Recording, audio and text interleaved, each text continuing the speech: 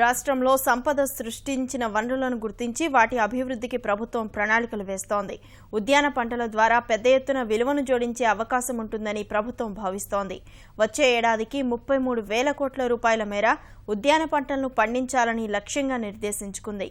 తద్వారా రాష్ట్ర స్థూల ఉత్పత్తికి ఆ విలువను జోడించాలని భావిస్తోంది. ఆహార శుద్ధి పరిశ్రమలతో అంతర్జాతీయ మార్కెట్లను సైతం అందుకోవాలని చూస్తోంది.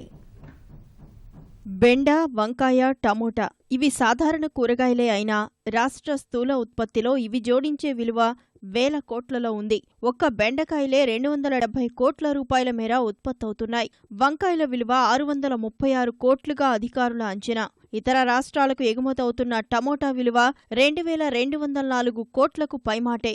బొప్పాయి, దానిమ్మ, మామిడి లాంటి ఫలాలతోనూ భారీగా రాష్ట్ర స్థూల ఉత్పత్తికి విలువ వచ్చి చేరుతోంది. నిర్దేశించిన లక్ష్యాలను చేరుకోలేనప్పటికీ ఉద్యాన పంటలకు స్థూల విలువ జోడింపు చేయాలని ప్రభుత్వం భావిస్తోంది.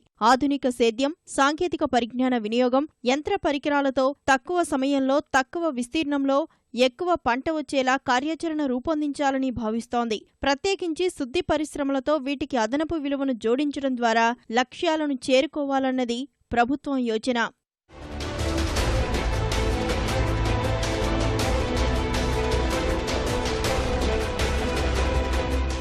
రాష్ట్రంలో బొప్పాయి పంట ద్వారా ఎకరాకు 9 టన్నుల దిగుబడి మాత్రమే వస్తోంది. దీన్ని 11 టన్నులకు పెంచాలని ఉద్యాన శాఖ లక్ష్యంగా పెట్టుకుంది. దానిమ్మ దిగుబడిని 10 టన్నుల నుంచి 13 టన్నులకు పెంచేందుకు అవసరమైన ఆధునిక సేద్య పద్ధతులను అవలంబించాలన్నది సర్కారు యోచన.